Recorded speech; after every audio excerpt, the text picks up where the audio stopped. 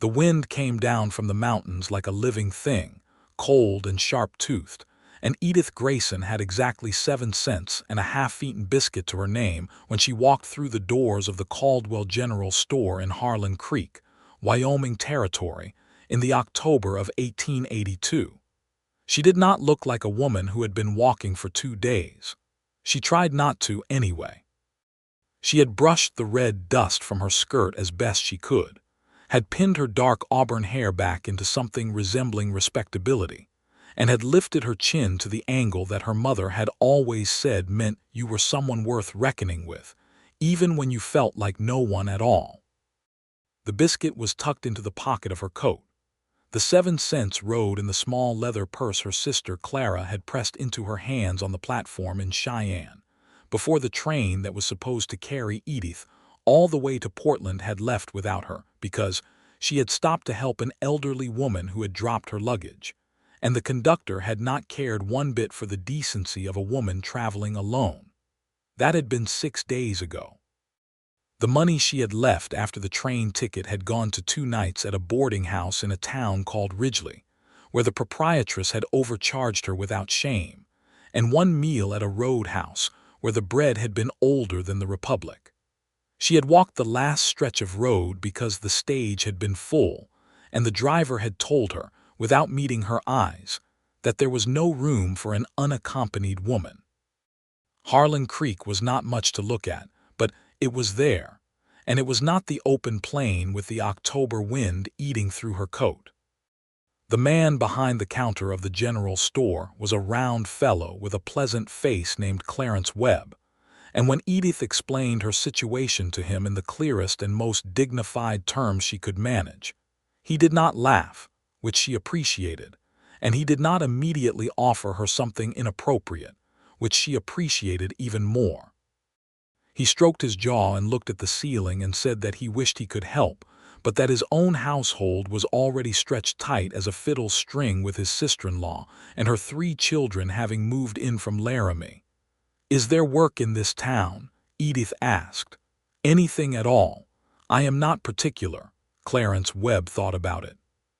He named the saloon, which Edith declined, and the laundry which had just taken on a girl from Denver, and the schoolhouse which was not hiring because the town could only just afford the teacher they had. Then he said, "There is Andrew Stone." He said it the way people say a thing that is both a solution and a complication at the same time. "Andrew Stone," Edith repeated. "Rancher. Runs the Stone River spread about 4 miles north of town. Lost his housekeeper this past September, his cook before that. He has been eating at the hotel dining room every evening like a man who does not especially enjoy eating at the hotel dining room. His ranch hand, a fellow named Pete Darrow, has been telling anyone who will listen that the main house is a disaster of the domestic variety." Clarence paused. "Andrew Stone is a private sort of man, not unfriendly but not particularly friendly either. He works hard, he is honest, he pays his debts. He has not replaced his housekeeper because, from what I understand, he is not good at asking for things. But he needs help," Edith said. "He needs considerable help," Clarence confirmed. "Whether he would take it is another matter." Edith looked down at her 7 cents. Then she looked at the door, where the wind was rattling the frame in a way that did not suggest a pleasant evening outdoors. "Could you tell me which direction 4 miles north is?" she asked. The road to the Stone River Ranch wound up through a corridor of cottonwood trees that had gone gold and bronze in the autumn cold, their leaves catching the last hour of afternoon light, so that the whole path seemed lit from within. Edith noticed this even though she was tired and cold, and beginning to wonder whether she had taken complete leave of her senses. She noticed beautiful things as a habit, the way some people notice danger or opportunity as a habit. It had served her well as a schoolteacher back in Ohio, where she had taught for 3 years before her mother died, and the money ran out, and her sister Clara's husband had made it quietly but unmistakably clear that there was not room in his house for an unmarried sister-in-law indefinitely. The ranch came into view as the cottonwoods opened onto a wide, cleared land.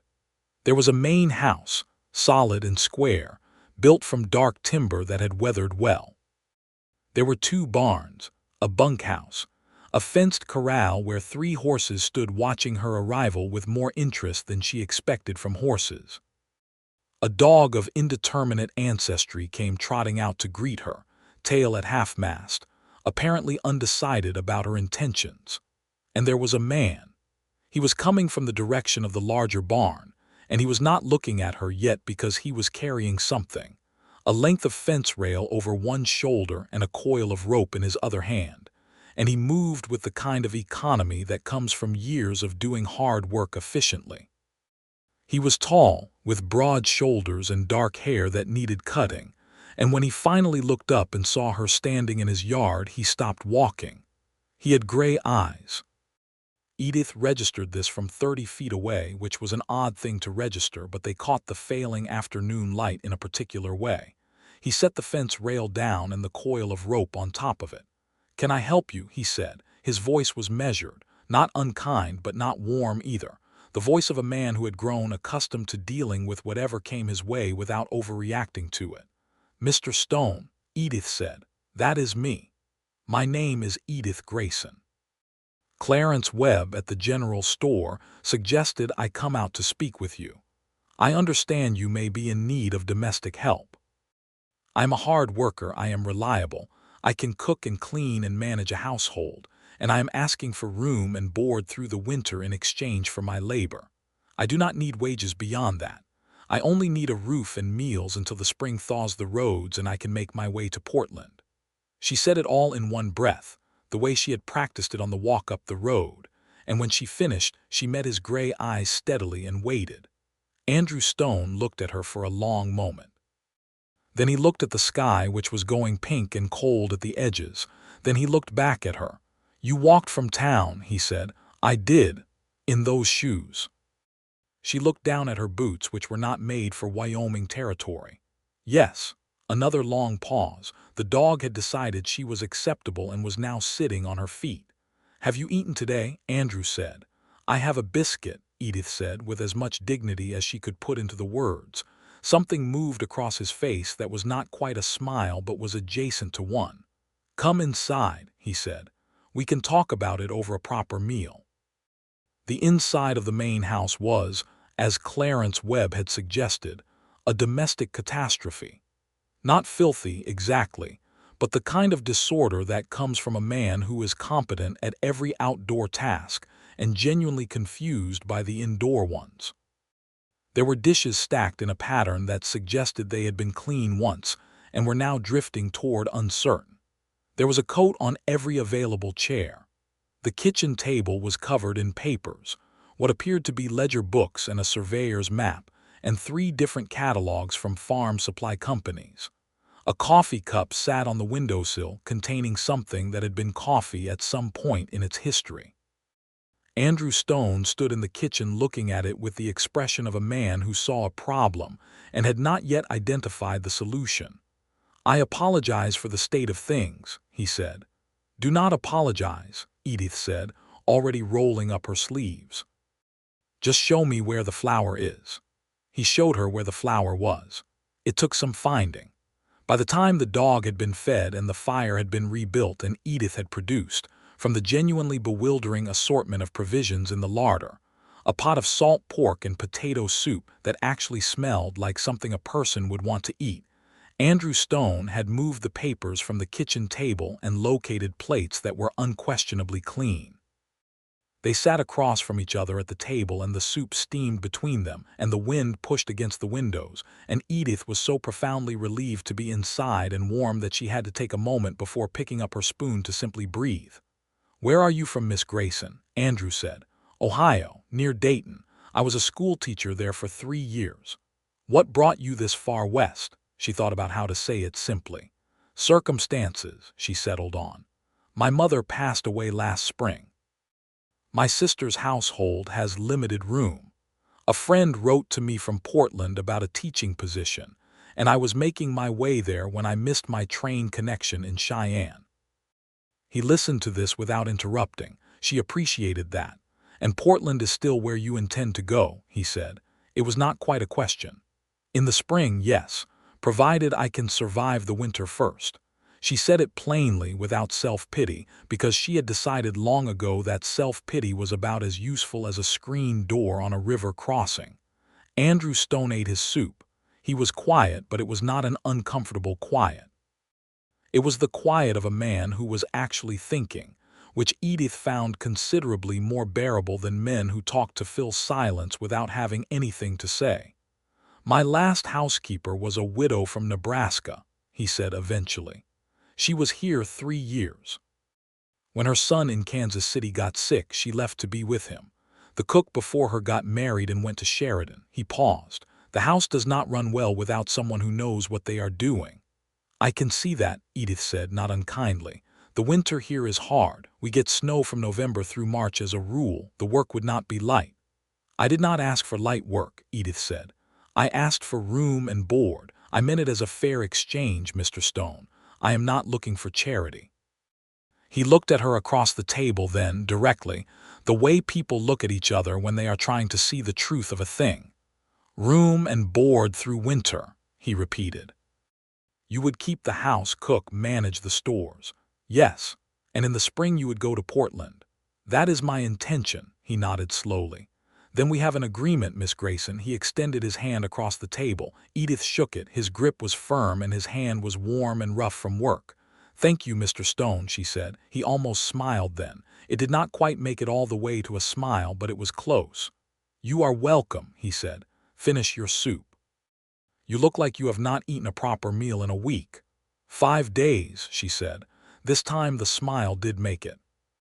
The first week at Stone River Ranch was a revelation of labor, and Edith met it the way she met most difficult things, which was directly and without ceremony. She was up before the sunrise to start the kitchen fire, and she had the coffee on by the time Andrew came in from the first rounds of the morning. The house, which had been quietly suffocating under its own disorder, began to emerge from it room by room. She found, under a pile of saddle catalogs on the side table in the front room, a very fine clock that had stopped at 2:15 and clearly been stopped for months. She wound it and set it right by the sun. When it began to tick in the silence of the house, she felt an unreasonable amount of satisfaction. Andrew Stone noticed. He noticed the clock, and the way the kitchen table was clear by supper time every day, and the bread that appeared on it each morning, and the fact that his shirts had been washed and pressed and hung in an order that made some kind of sense he had not previously been able to achieve. He did not say much about any of it, but there was a quality to his silence that changed. It became something warmer, the way a room changes temperature when someone adds wood to a fire. Pete Darrow, the ranch hand, was a leathery man of about 45 with a gray mustache and the cheerful disposition of someone who had long since made his peace with the world and found it satisfactory. He was delighted by Edith's arrival in a way that was entirely uncomplicated. "Lord above," he said on the third morning when she brought coffee out to the barn where he was mending harness. "That is the best coffee I have had since Mrs. Harrington left." "Thank you," Edith said. "Andrew talked to you much?" He asked with the studied casualness of a man asking a question he very much wants answered. "Enough," Edith said. Pete sipped his coffee. "He is not what you might call a natural conversationalist, but he is a good man. Best man I have worked for in 20 years, and I have worked for some." "I can see that he is," Edith said, and meant it, and was slightly surprised to find that she meant it. By the end of the second week she had established the rhythms of the household with a competence that surprised even her. Breakfast was on the table at 6:30. Supper was at 6 in the evening. In between she managed the stores, the cleaning, the mending, and increasingly found herself helping with the ranch accounts when Andrew spread his ledgers on the kitchen table in the evenings, because she had a good head for numbers and he knew it. The first time she pointed out a discrepancy in the supply invoices, he went very still for a moment and then looked at her. "You found that in 5 minutes," he said. "It was not difficult. You had added the freight cost to the supply cost and then applied the discount to the sum rather than just the supply cost." He stared at the numbers, then at her. "That has been bothering me for 3 days." "I can imagine," she said. He was looking at her with something new in his gray eyes, something she could not immediately name, but that was not discomfort. "Where did you learn accounting?" he said. "I did not particularly, but I taught arithmetic for 3 years, and numbers have a logic to them that I find satisfying." She paused. "Is there anything else in the ledgers you would like me to look at?" What followed became a kind of ritual. In the evenings after supper, while the wind picked up outside and the fire settled in the hearth, Andrew would bring the ledgers and Edith would pour the coffee, and they would work through the accounts together.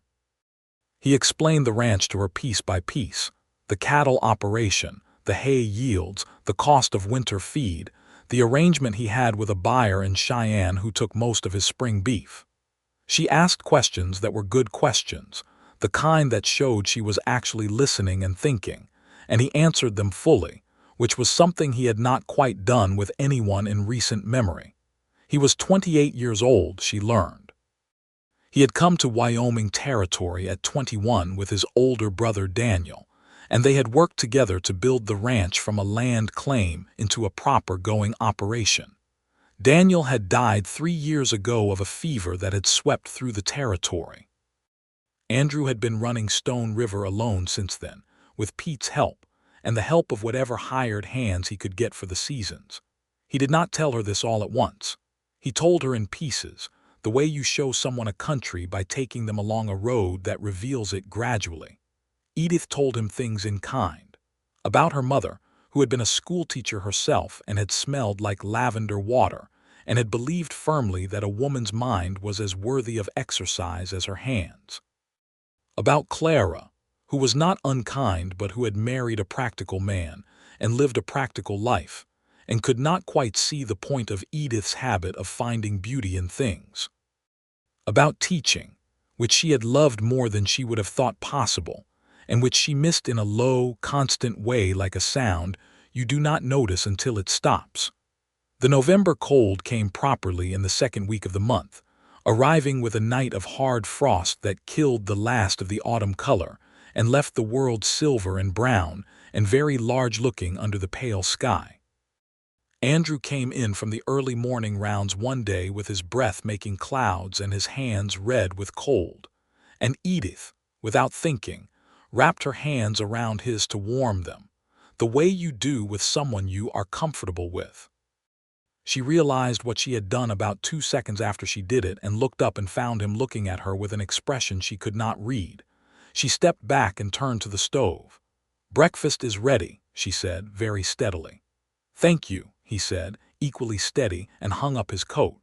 They did not speak of it, but the warmth of it remained in the room all through the meal. The first snow came on a Sunday in the last week of November. Edith had never seen a Wyoming winter snow, and she stood at the kitchen window watching it come down with the same fascinated attention she had given the cottonwoods in October. It did not drift down the way Ohio snow drifted. It came sideways and purposeful, thick and serious, and by early afternoon the world beyond the windows was white and indistinguishable. Andrew found her at the window. "Does it alarm you?" he asked, coming to stand beside her. "No," she said honestly. "It is extraordinary." He looked at it too. "It will be like this for months," he said. "There will be days when you cannot go farther than the woodpile." "I know. Some people find it difficult, being that confined." "I expect I will find it fine," she said. "I have good company." She meant it in the general sense, but the moment it was out of her mouth she was aware of the specific sense it could carry, and she did not take it back. Andrew was quiet for a moment. "I think so too," he said.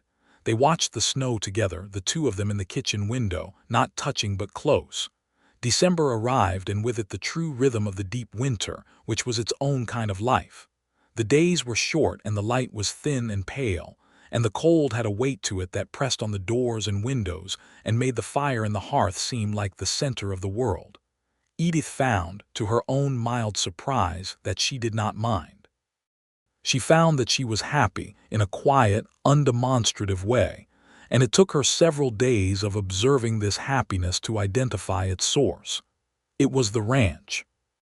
It was the work, which was real and useful and visible in its results. It was the order she had made from disorder, and the bread rising on the kitchen counter, and the way the house had taken on a warmth that was not only the fire, and it was Andrew Stone. She admitted this to herself one morning while kneading bread dough, and then she set it aside like a thought that required more space than she currently had to give it. That same week, a man came to the ranch that complicated things. His name was Roy Fester, and he arrived on a gray horse in a gray afternoon, and he was the kind of man who took up more space than he occupied. He was the owner of the Fester Grazing Company, which held title to significant land east of Harlan Creek, and he had been making overtures to Andrew about buying Stone River for 2 years, according to Pete, who gave Edith this history in a low, quick voice in the barn while they watched Roy Fester's horse get tied to the post. "Andrew does not want to sell," Pete said. "Then why does this man keep coming?" Edith said. "Because he is the kind of man who mistakes persistence for persuasion," Pete said grimly. She understood Roy Fester better after meeting him. He was not physically threatening. He was too smooth for that. He had the manner of a man who had learned that the world opened for people who smiled with enough confidence, and he deployed this smile liberally. He shook Edith's hand when Andrew introduced her, and then he looked at Andrew. "Housekeeper," he said, with a particular intonation. "Miss Grayson manages the household," Andrew said, with a flatness in his voice that was not quite anger but was its precise cousin. Roy Fester's meeting with Andrew lasted about an hour, and Edith could hear the shape of it from the kitchen, the numbers going up, Andrew's voice staying level and ending in the same word every time. The pause suggested an answer was required. No. When Roy Fester left, Andrew came back to the kitchen and stood at the window watching the gray horse go down the road. "He will not stop," Andrew said, "not to anyone in particular." "What does he want with Stone River specifically?" Edith asked. Andrew looked at her then, and there was something tired in his face, but also something firm. "The river," he said. "The Stone River that cuts through the northeast corner of this land. If you control the river in this part of the territory, you control the water rights for 6 miles of grazing land. He has been buying up everything around me for 3 years. He wants to be the only game in the county. And you will not sell." "This was my brother's land," Andrew said. "He died building it. No." There was so much in the word no, and Edith heard all of it. "Then do not," she said simply. He looked at her again, and this time the thing in his gray eyes was something warmer than tiredness. "You make it sound straightforward," he said. "It is straightforward," she said. "The complicated part is managing the pressure, but the decision itself seems perfectly clear." A long pause, then, "I think you are right." "I usually am," she said, and meant it as a light thing, and was pleased when he almost smiled. Almost smiling was a frequent condition with Andrew Stone, and Edith had begun to catalog the varieties of it. There was the almost smile that came with something that had gone right in the day, and the almost smile that came from Pete saying something obliquely ridiculous, and the almost smile that Edith had begun to recognize as specific to her, which appeared more frequently than the others, and had a quality to it that she had stopped pretending she did not notice. Christmas came and went, quietly but not without warmth. Edith had, over the preceding weeks, accumulated enough spare fabric and thread from the general store supplies to make small things. She had made Pete a new pair of heavy wool gloves, which he received with the expression of a man who has been given something he did not know he needed, and now cannot imagine being without. For Andrew she had found, in a box of books in the back room, a volume of John Muir's early writings on the Western Mountains that she had repaired the spine on and wrapped in brown paper. He opened it at the kitchen table on Christmas morning after breakfast, very carefully, and read the title page twice. "Daniel brought this out here," he said quietly. "I thought it was lost." "It was under some papers," Edith said. "I fixed the binding, it was coming apart." He held the book and looked at it, and when he looked up his expression was one she had not seen on him before. Open was the word she would have used, unguarded. "Thank you, Edith," he said. He had used her first name twice before, both times without seeming to notice he'd done it. This time he clearly noticed. She felt it like a small, bright thing landing in her chest. "You are welcome, Andrew," she said. For her, he had made something. It was a shelf bracket, wrought iron, bent and fitted with careful attention into the shape of a small bird in flight at one end. It was meant, he explained without quite meeting her eyes, for the windowsill in her room, where she had been propping her books against the wall for lack of proper support. It was the most particular and attentive gift anyone had given her in years. She put it up that afternoon, and every time she looked at it, she felt the small, bright thing again. January was the hard month. The snow came down in earnest, and the temperature dropped to levels that Edith had not previously considered survivable, and the world contracted to the house, and the path to the barn and the woodpile and back again. On the very cold days she and Andrew did not speak more than necessary about anything practical, because the cold had a way of reducing everything to the essential, and what was essential was keeping the fire, keeping the animals, keeping each other warm. On the coldest night, when the temperature dropped so low that the water in the kitchen pitcher froze solid before morning, Andrew checked the flue before bed and found a problem with it, and they spent the better part of an hour in the cold with him on the roof and her below directing, their breath making clouds in the kitchen air, laughing a little at the absurdity of it, at the frozen pitcher, and the recalcitrant flue, and the Wyoming cold that seemed to take the whole enterprise as a personal challenge.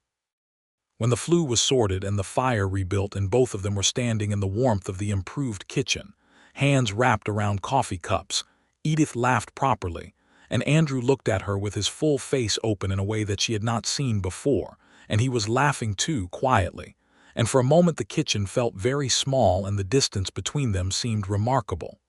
"You are not like anyone I expected," he said, and then seemed surprised that he had said it. "What did you expect?" she said. "I do not know, someone who would find this." He gestured broadly to encompass the frozen pitcher and the winter and the whole situation. "Difficult." "It is difficult," Edith said. "It is also the best winter I have had in years." He looked at her steadily then, and something settled in his expression the way a flame settles when a door stops blowing. "I am glad you are here," he said.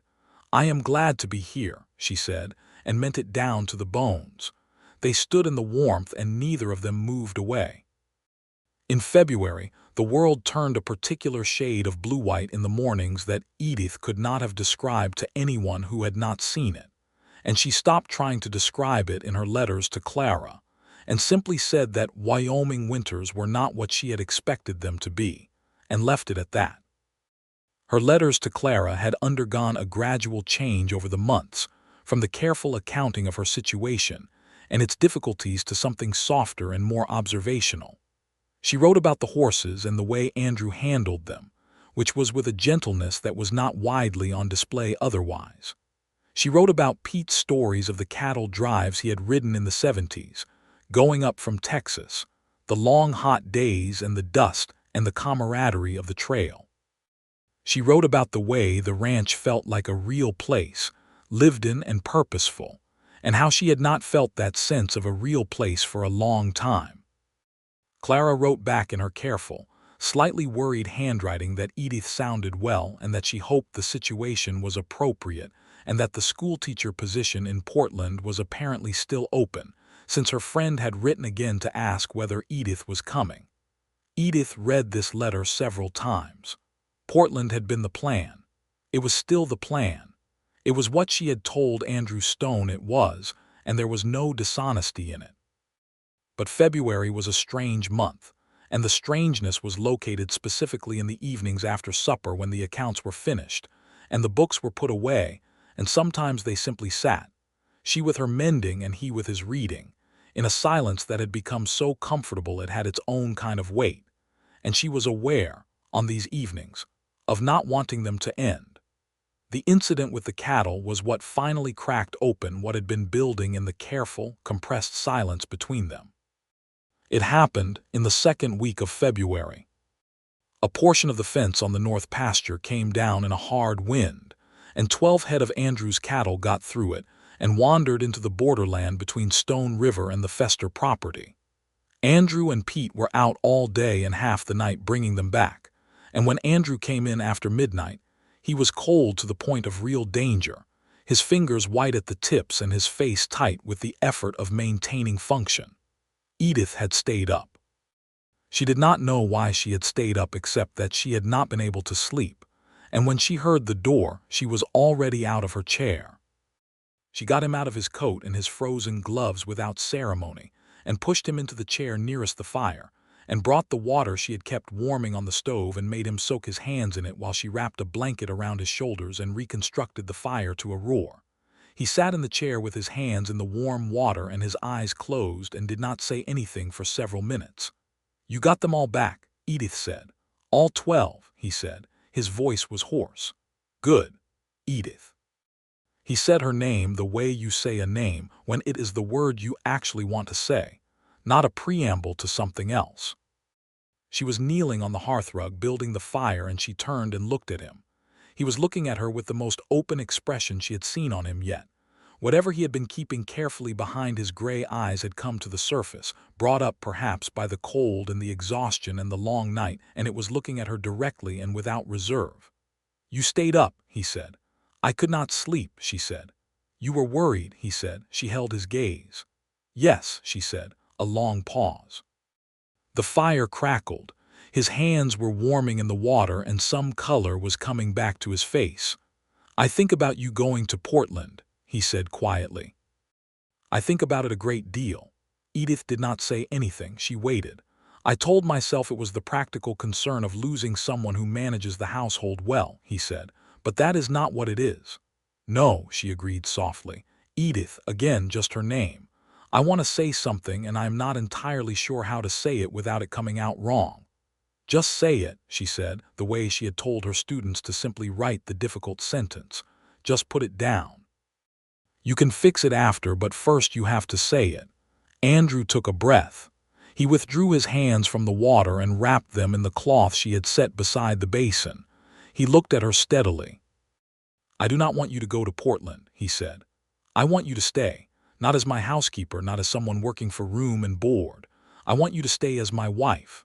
A pause. "That is, if you have any inclination in that direction.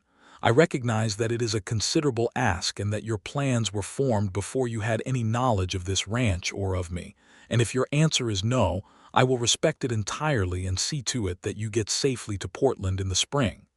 The fire popped. Somewhere outside, the wind moved through the cottonwoods. Edith was aware of every detail of the room, the exact quality of the firelight, the way Andrew's hands held the cloth, the line of his shoulders under the blanket. She thought about Portland, which was a real and present future, and the schoolteacher friend who had written twice now, and the life she had been pointing herself toward.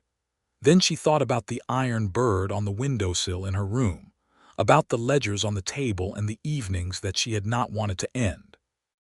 About 12 head of cattle and a man who had been out in the dark and the cold for hours because they were his, and he was responsible for them.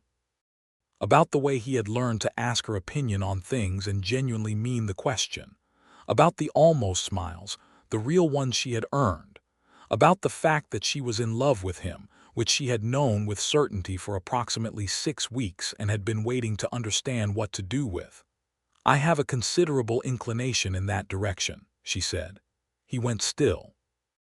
Then something happened to his face that was not an almost smile at all but a full, complete one, and it transformed him in a way that made her breath stop for a moment, because it was like seeing the sun come up behind a mountain you had thought was just the dark.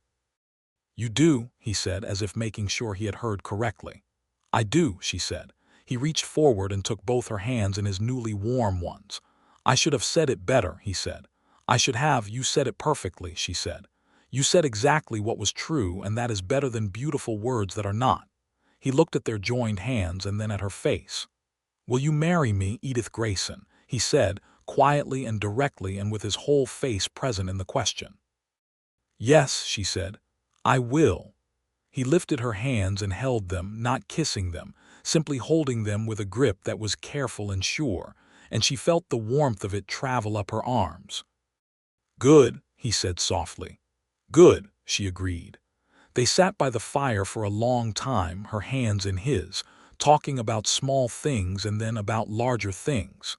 He told her more about Daniel, about how they had chosen this particular valley and this particular land, and had believed in it together.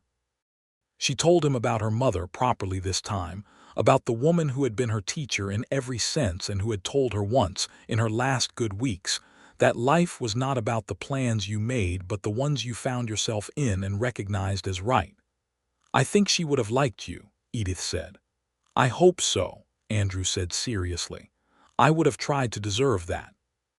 It was nearly 3 in the morning when Edith finally went to bed, and she lay awake for a time looking at the iron bird on the windowsill, silhouetted against the blue light of the snow outside the window, and felt something settle in her that she had not known was unsettled. She wrote to Clara the next morning. She told her sister everything, clearly and without apology. She described Andrew Stone in terms that were honest and warm. She said that she was not coming to Portland in the spring, and that she hoped Clara would understand. Clara wrote back 2 weeks later, and her letter was full of questions and a cautious happiness, and the request that Edith not make any permanent decisions too quickly, which was Clara's way of saying she was worried, and Edith read between those lines with the ease of long practice. She wrote back and said that the decision was permanent and that she was certain, and that she hoped Clara would come to the wedding. The spring wedding was planned for May, when the roads would be passable, and Clara could reasonably make the journey from Cheyenne, where she and her husband had planned to attend a family gathering anyway and could extend the trip. In the weeks between February and May, the ranch and the people on it continued to change in the way that things change when something has been decided, and the deciding has freed something up. Andrew was different. Not different in the way of a man performing happiness, but different in the way of a man who has put down something heavy and is walking upright for the first time in a while. He talked more, not constantly, because he was still Andrew Stone, but with the comfortable ease of a man who knows he is heard.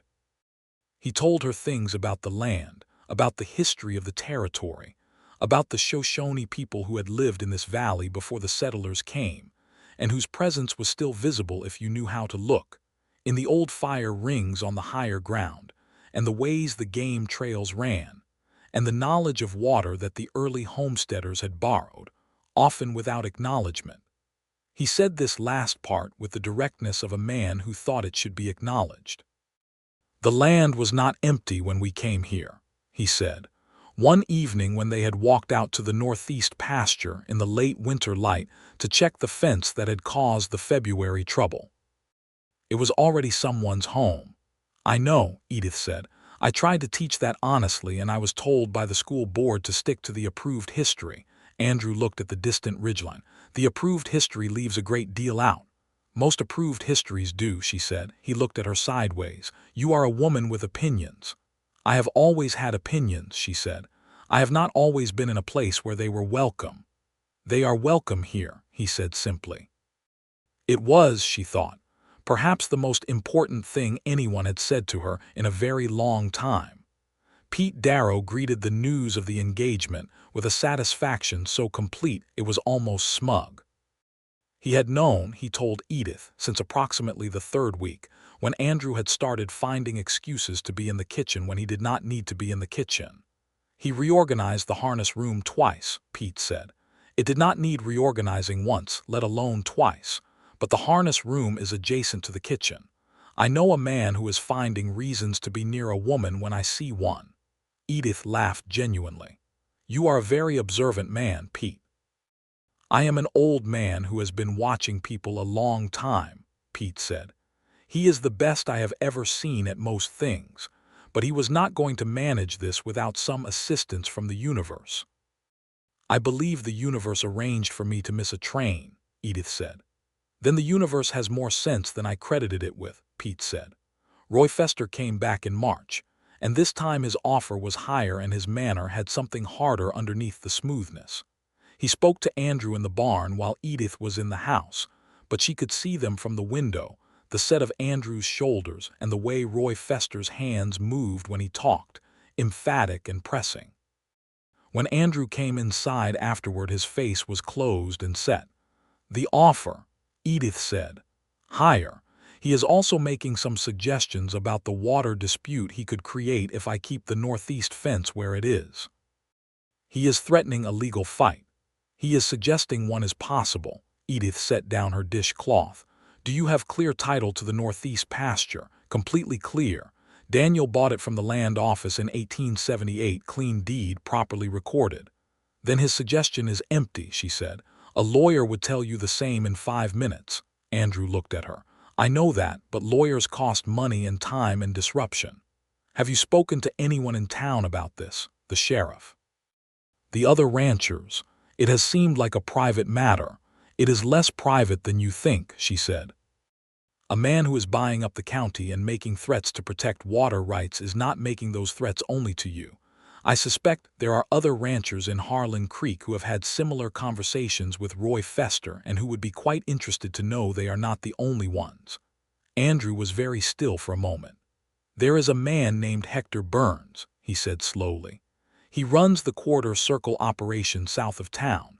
We have spoken once or twice about Fester. He did not say much." "Perhaps now he would," Edith said. The meeting that Andrew arranged the following week at the hotel dining room in Harlan Creek involved 4 ranchers: Hector Burns, a widow named Margaret Collier who ran her late husband's cattle operation with an iron efficiency that had earned her the respectful wariness of every cattleman in the county, a homesteader named James Ockhaffer who had filed on land east of the Fester boundary 6 months prior and had already received 2 visits from Fester's men, and Andrew. Edith came with Andrew. She did not present herself as anything other than his intended wife, but she sat at the table and listened, and when the conversation reached a certain point she said, clearly, "What you need is a collective complaint filed with the Territorial Land Office. An individual dispute looks like a local disagreement. 4 landowners documented a pattern of coercion looks like something the territorial governor pays attention to." Margaret Collier looked at her with the expression of someone meeting a peer unexpectedly. "She is right," Margaret said. "The complaint was filed 3 weeks later." It did not end Roy Fester overnight, because nothing moves that fast in a territorial land office, but it changed the shape of the situation. Fester stopped coming to Stone River. Whether he had received some quiet word from someone in Harlan Creek or had simply recalculated his position, he redirected his pressure elsewhere. Andrew's northeast pasture remained Andrew's northeast pasture, the water rights intact, the fence where it belonged. Andrew told Edith, the evening after they heard that the complaint had been accepted and was under review, that she had changed the entire outcome. "I had the same information you had," she said. "I just saw it from the outside." "That is sometimes the most important view," he said. He was looking at her the way he had begun to look at her with increasing frequency, directly and openly, and with a warmth that no longer startled her but that she received each time like something she had not expected but was deeply glad of. "May cannot come fast enough," he said. She reached across the table and put her hand over his. "No," she agreed. "It cannot." April thawed the roads and brought mud and new grass and the first real warmth in months, and with the warmth came the return of the full life of the ranch. More cattle on the spring grass, the horses shedding their winter coats in great handfuls, Pete whistling while he worked in a way that had been absent all winter, and now returned as a kind of seasonal bird. Baby chickens appeared in the coop from eggs Edith had been tending since February, and she felt about these chickens the way she suspected some women felt about children, with a pride entirely disproportionate to the effort involved. Andrew came out one afternoon to find her in the yard with chickens investigating her boots and her expression entirely unguarded, and he stood watching her for a moment before she heard him and looked up, and the look on his face when she caught him watching was the most unambiguously happy she had ever seen him. "You are laughing at me," she said. "I am not," he said. "I am thinking that this is the best the yard has looked in years." the chickens or me?" "The whole picture," he said, and came across the yard to her. Clara arrived on the 14th of May with her husband Gerald and her youngest child, a boy of 4 named Thomas, who found Pete Darrow immediately fascinating and followed him around the yard for the entire first day of the visit. Clara was smaller than Edith remembered her, or perhaps Edith felt larger, more solidly placed in the world, and she held her sister's hands and looked at her carefully. "You are happy," Clara said, and sounded both relieved and slightly bewildered. "Very," Edith said. Clara looked at the ranch house, the yard, the horses, the enormous sky of Wyoming. "It is a great deal of land," Clara said. "Yes," Edith said, "and he is a good man." "Come inside and see for yourself," Edith said. Clara saw for herself over the course of 3 days, and by the 3rd day she had revised whatever cautious concern she had arrived with into something that was, if not quite enthusiastic, genuinely warm. Andrew treated Clara with the careful courtesy he extended to people he was meeting for the first time and was uncertain about, and Clara thawed toward it slowly and completely, the way she always had when she was given time and honesty. She told Edith privately, on the 2nd evening, that he reminded her of their father, who had been a man of few words and complete reliability, which from Clara was as close to unreserved approval as it came. The wedding was small and real. Reverend Dawes from the Harlan Creek Church came out to the ranch, and the ceremony took place in the side yard in the May sunshine, with the mountains visible behind the tree line and the chickens investigating the guests' boots with characteristic disregard for the occasion. Hector Burns came with his wife.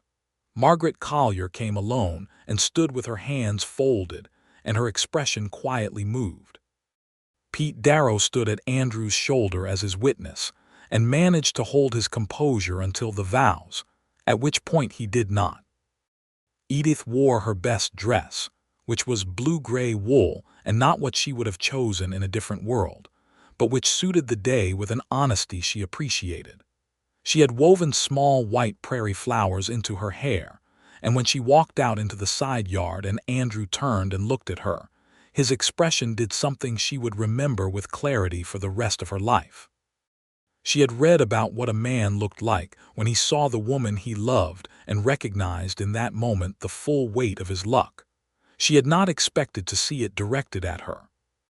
It made her want to cry, and she did not cry, and instead she smiled at him, wide and real, and walked forward to stand beside him. The vows were the traditional ones. When Reverend Dawes reached the end and gave Andrew leave to kiss his bride, Andrew did so with a quiet care that was entirely like him, his hands on her face, the whole world briefly very small and very right. The assembled company of 12 people made enough noise to suggest considerably more. Pete Darrow made a speech that referenced the double reorganized harness room, and there was great laughter, and Andrew looked at Pete with an expression that promised a reckoning, and was entirely undermined by the way he was almost certainly trying not to smile. The spring of 1883 moved into a summer that was long and warm and full of work. Edith learned the ranch in the full version now, the season of growth and effort that followed the season of endurance. She helped with the kitchen garden, which she expanded considerably beyond its previous dimensions, and the root cellar, which she reorganized on principles of access and rotation that Pete declared revolutionary. She began teaching Thomas, Clara's boy, his letters during the visit, and the habit stayed with her. And when she found that 2 of the families on neighboring homesteads had children who were too far from the Harlan Creek schoolhouse to attend, she arranged, with the reluctant but ultimately cooperative permission of those families, a twice-weekly session at the Stone River kitchen table. Andrew found out about this not because she had hidden it but because she had been waiting to see if it would work before explaining it fully, and when he found 3 children sitting at his kitchen table conjugating verbs on a Tuesday afternoon, he stood in the doorway for a moment and then said, very carefully, "How long has this been going on?" 3 weeks, she said. He looked at the children, who looked back at him. He looked at Edith. "I should have told you sooner," she said. "Is it something you want to continue?" he asked. "It is something those children need," she said. There is no school for them otherwise. He looked at the children again. One of them, a small girl named Ada Acaffer, daughter of James Acaffer the homesteader, was looking at him with enormous eyes from behind a spelling primer. "Is there room for more of them?" Andrew said. "I think we could fit 4 more if they sat on the bench," Edith said. He nodded slowly. "Then you should make it known," he said, "that there is room." She looked at him across the kitchen and felt the full warmth of it. "You are a very good man, Andrew Stone," she said. "I am a man who married a woman who taught him to think past the edge of his own fence," he said, and turned and went back out to the yard, and she could hear him telling Pete about the school, and Pete's delighted response, and she turned back to the children. "Where were we?" she said. "Ada, your turn." The informal school at Stone River became a known thing in the valley, and by the end of the summer there were 7 children attending on Tuesdays and Thursdays, ranging in age from 5 to 11, and Edith managed it with the organized ease of someone who had always known this was the right use of her, even when she had not known where she would be doing it. The county school board in Harlan Creek heard about it by October, and a man named Superintendent Garfield came out to inspect, and spent 2 hours watching Edith conduct a class that covered reading, arithmetic, and a geography lesson about the Wyoming Territory that was more accurate and balanced than anything in the official curriculum. He offered her a formal appointment as a school district teacher with a small salary. She went home and discussed it with Andrew. "It is your work," he said. "Your decision. It affects the household," she said. "It affects you." "Positively," he said without hesitation. "It would mean 2 mornings a week of chaos in the kitchen," she said. "I have survived worse chaos in this kitchen," he said. "As I recall, there was a period when the kitchen was essentially uninhabitable. The current chaos is a significant improvement." She accepted the appointment. The salary was small, but it was hers, and she put it aside in a tin box in the bedroom that she had begun privately thinking of as the beginning of a better school. In the late autumn of 1883, when the first anniversary of Edith's arrival at Stone River was approaching, she told Andrew one evening after supper that they were going to have a child. She told him the way she told him most important things, directly and looking at him, and she watched the information travel through him the way weather travels across an open landscape, first the stillness, and then the movement. He stood up from the table and came around it and held her face in both his hands and looked at her for a long moment without speaking, and there was so much in his gray eyes, joy and wonder and something that might have been the closest thing to prayer he had attempted in years. "When?" He said. "The spring," she said. "May, I think. May, their anniversary month. The month of the wedding in the side yard with the mountain behind the trees and the chickens investigating the guests." He pressed his forehead to hers for a long, quiet moment. "We are going to need a bigger bedroom," he said. She laughed against him. "We are going to need a great many things." "We will manage them," he said, with the completeness of a man who has no doubt of it. They told Pete the next morning. Pete sat down on the hay bale he had been about to pick up and put his head in his hands for a moment, and when he looked up his eyes were suspiciously bright. "Daniel would have been so pleased," he said. "I know," Andrew said quietly. "We thought of naming him Daniel if it's a boy," Edith said. "If you think that would be right." Pete looked at her and then at Andrew and then nodded, a single definite nod. "I think that would be exactly right," he said. The winter of 1883 to 1884 was gentler than the one before it, or perhaps it only felt that way because the house was different now. Edith was different, rounded and full of purpose in a way that the cold could not quite touch, and Andrew arranged the house around her growing comfort with a practical attentiveness that she found deeply moving. He built a second set of shelves in the bedroom for the things the baby would need. He fixed the particular draft in the back hallway that had always let cold air in from the north side. He made a cradle, working on it in the evenings in the front room, which Edith watched from her chair with her mending and her reading, and her heart so full she sometimes had to look at something else to manage it. Pete bought calico in town and brought it home wrapped in paper, setting it on the kitchen table with the expression of a man who had been told by someone, experienced that calico was useful for babies, and was quite pleased to have this knowledge to deploy. "You consulted someone," Edith said, looking at the calico. "Hector Burns's wife," Pete admitted. "She has 4 children and seemed the right person to ask." "You are a treasure, Pete," Edith said. "I am a man who is going to be the most involved ranch hand in the history of the territory," Pete said, with complete satisfaction. The school through the winter became something too, because Edith taught through the early months of her pregnancy with the same energy she brought to everything. And when she had finally to reduce to 1 session per week, she recruited Margaret Collier, who had more education than she generally let on, to take a 2nd session. The children, who had initially regarded Margaret with the cautious respect they might extend to a large and unpredictable animal, came to adore her by December, and Margaret, who had been alone since her husband's death 3 years prior, came to the kitchen sessions with a punctuality and preparedness that spoke to needs the teaching was meeting for her as clearly as it was for them. The baby arrived on the 14th of May, 1884, exactly 1 year to the week from the wedding in the side yard. He was a boy. He was Andrew's son in every visible detail, dark hair and gray eyes, and the particular set of the jaw that Edith had come to know as well as her own face. He came into the world at 4 in the morning with a voice that made the horses react, according to Pete, who was waiting in the barn because he had been told to wait somewhere, and the barn had seemed the most appropriate somewhere. Andrew named him Daniel Robert Stone, Robert for Edith's father, who had been a schoolteacher named Robert Grayson and who had died when Edith was 12. Edith held the baby in the first light of that May morning and looked at his small, indignant, entirely real face, and felt the full truth of her life arrive all at once. Every piece of it, the missed train and the 7 cents and the walk up the Cottonwood Road and the kitchen table and the ledgers and the iron bird on the windowsill and Andrew Stone's gray eyes in the failing afternoon light of that first October. All of it had brought her here to this room, to this morning, to this child.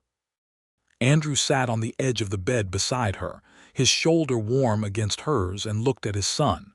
"Hello, Daniel," he said quietly. The baby, who had stopped crying and was now regarding the world with the focused intensity of someone preparing a legal argument, appeared to consider this greeting satisfactory.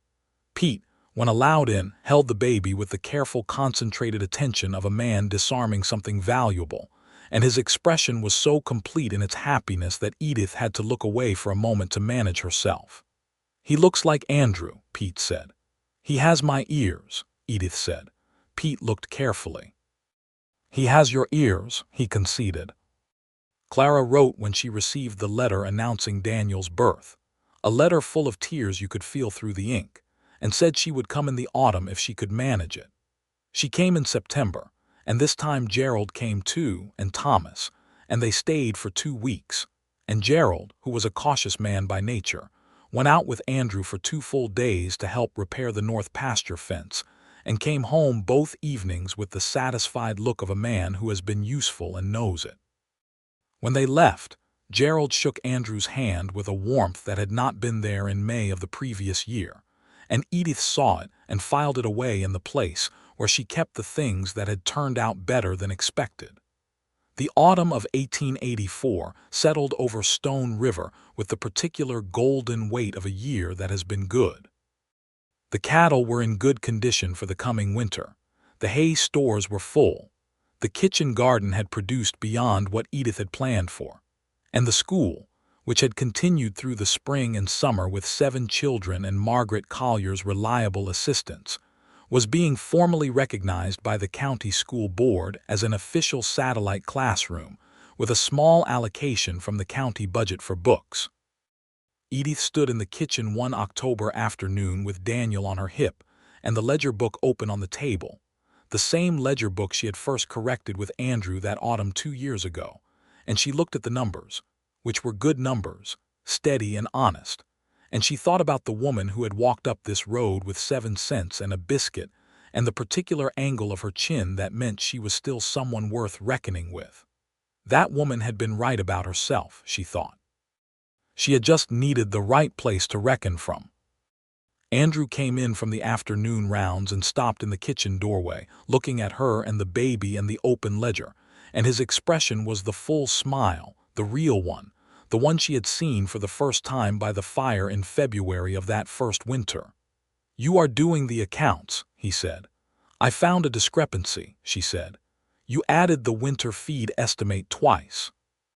He came across the kitchen and looked at the ledger over her shoulder, his chin above her head, one hand coming to rest at her waist. "So I did," he said.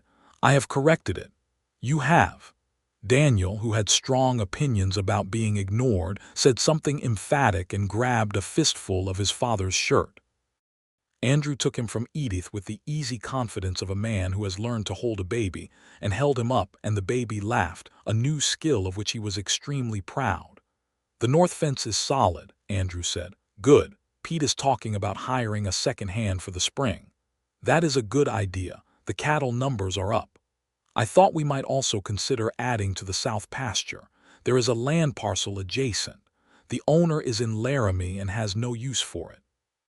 Edith turned to look at him. "You have already looked into it." "Preliminary," he said.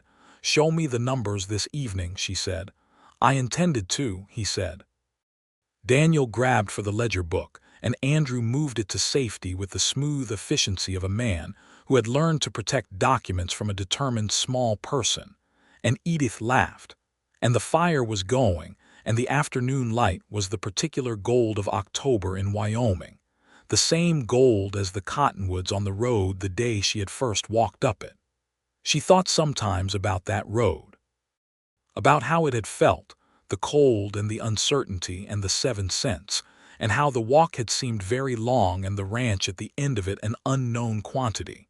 She knew it now, every board and beam and fence post and winter-worn corner of it. She knew the sound of Andrew's boots on the porch steps and the particular way Pete whistled when he was in a good humor, and the way the north wind came down through the mountains before a serious snow. She knew where the cottonwoods held their color longest in October, and where the first spring flowers came up in the low ground near the river. She knew it the way you know the thing that is yours. Not owned, exactly. Held. The way you hold the things that have chosen you as much as you have chosen them. That evening, after Daniel had been settled in his cradle with the small, fierce satisfaction of a person who has had a full day and is prepared to sleep through it, Edith sat at the kitchen table with Andrew and the ledger books and the coffee and the fire, and they worked through the numbers for the south pasture parcel, and found that it was feasible if they managed the spring accounts carefully, which they could. "We will do it then," Andrew said. "Yes," Edith said. He looked at her across the table. "I want to tell you something," he said. "Tell me," she said. "I have thought about it often, how I would have managed this without you. The winter you came and the winters after. The Fester situation, the school, the ledgers." He paused. "Daniel," she waited. "I was managing," he said. "I was doing the work and keeping the ranch running and doing what needed to be done, but I was not, I think, particularly alive to it, to the life of the place, the possibility of it. I was keeping the thing going, but I had not been able to see it as something that grew." Edith looked at him steadily. "You made me see it as something that grew," he said. "I do not know how to thank you for that adequately, so I will simply say it." "You do not need to thank me," she said. "I know I do not need to," he said. "I want to." She reached across the table, the same motion she had made on so many evenings over the ledgers, and put her hand over his. "You made me see it too," she said. "I had a plan, and the plan was Portland, and I was going to be fine with Portland because I had been fine with everything I had faced since my mother died and Clara's house was too small and the train left without me. I was going to be fine." She paused. "But fine is not the same as this." He turned his hand under hers and held it. "No," he said, "it is not." The fire settled and the cradle held a sleeping Daniel Robert Stone, and outside the October night was deep and cold and full of stars, the way Wyoming nights are when the air is clear and the wind has stopped and the whole world seems to be resting between efforts. Inside was warm and lit and completely, permanently home. The years that followed built themselves out steadily, the way good things do, without drama but with a consistency that was its own kind of richness. The South Pasture parcel was purchased and incorporated into Stone River by the following spring, adding not only grazing land but a secondary water source that proved valuable in dry summers. Pete Darrow hired a young man named Sam Wheeler as a second ranch hand, a cheerful and diligent 20-year-old from Kansas who learned quickly and treated the ranch with the respect of someone who understood what he was part of. The school grew. By 1886, Edith had formally registered it as an independent district school under the Territorial Education Code, with 2 sessions daily on 4 days of the week, serving 11 children from 6 families, the farthest of whom rode 2 miles each way. Margaret Collier taught the older children's sessions 3 days a week, having developed into a teacher of genuine skill, and had also developed what Edith observed with warm attention as a friendship with James Ackaffer that appeared to be deepening into something warmer than friendship, though neither of them had said so directly to anyone. Daniel Stone, at 2 years old, was a person of strong opinions, constant motion, and remarkable charm.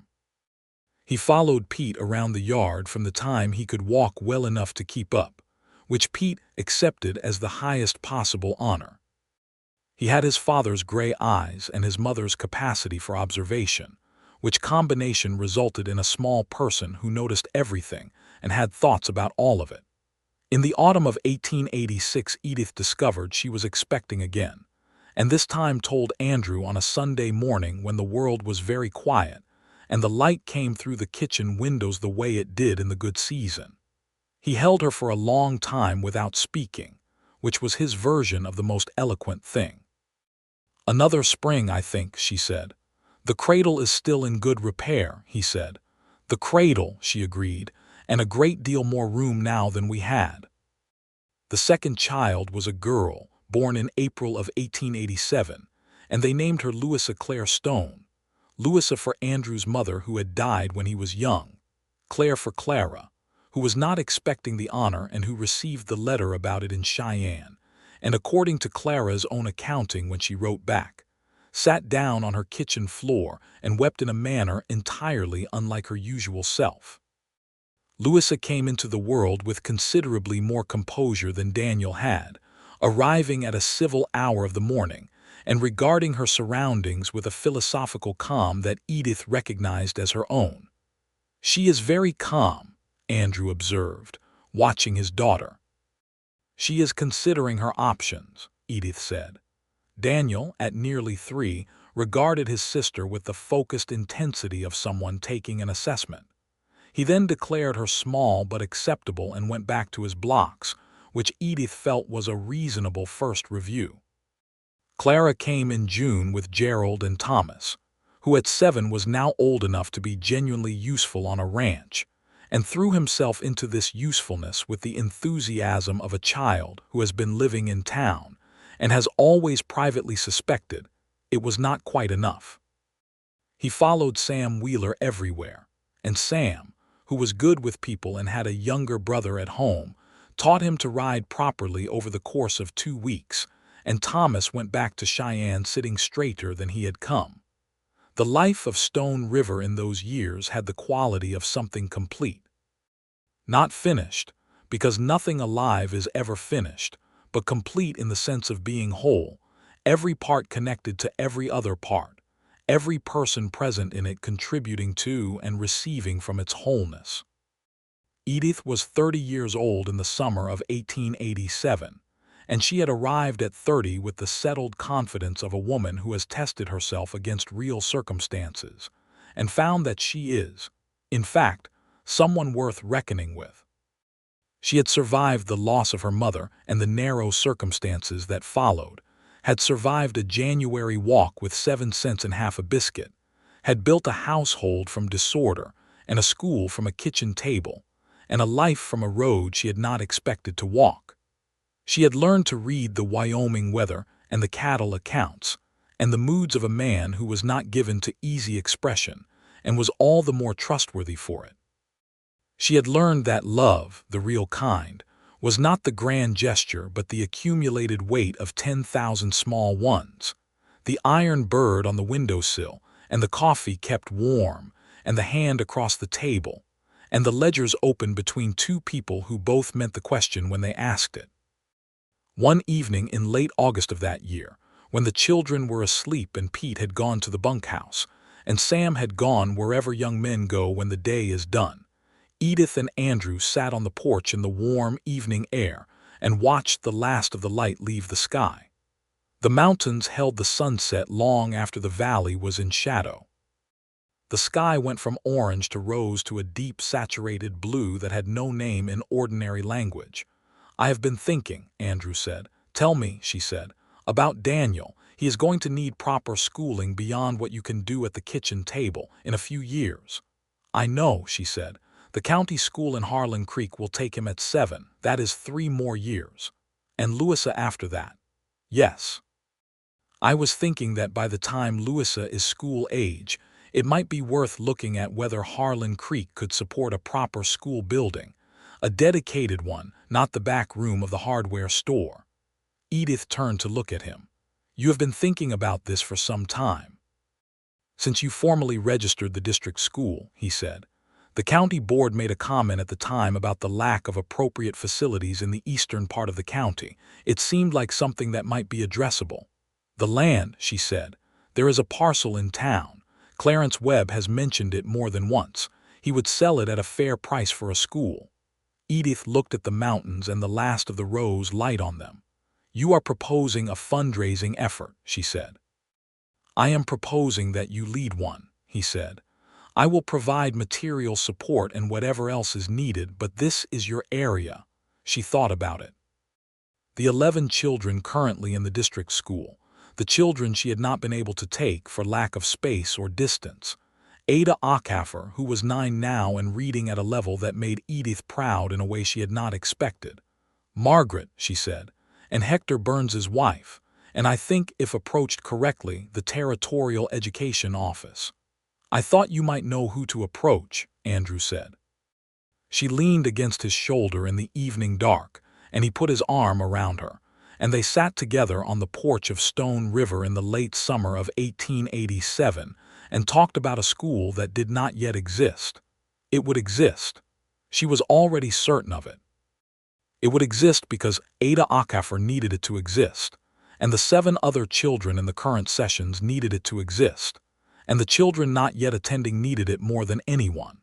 And because Edith Grayson Stone had sat at a general store counter in October of 1882 and asked where the work was, and had walked 4 miles north on a cold afternoon, and had made bread in a stranger's kitchen, and had stayed.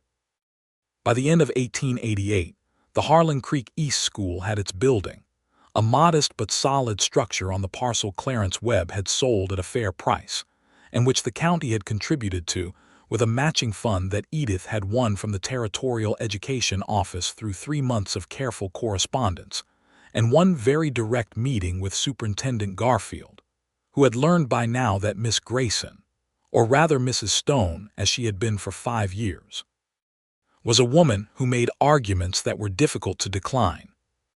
The building had 4 windows and a proper stove and desks enough for 20 children, and a room at the back that Margaret Collier used for the advanced sessions.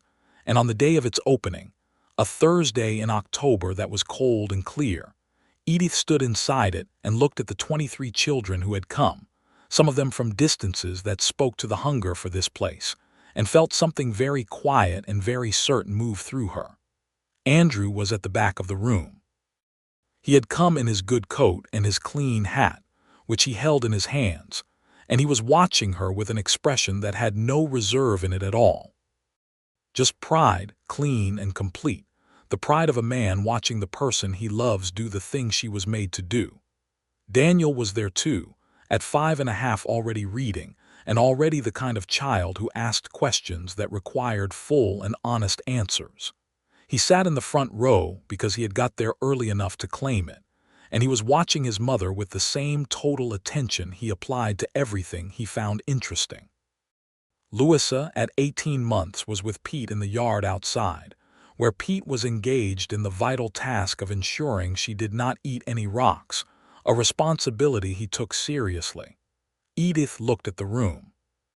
The children, the desks, the 4 windows, the proper stove. She looked at her husband at the back of the room.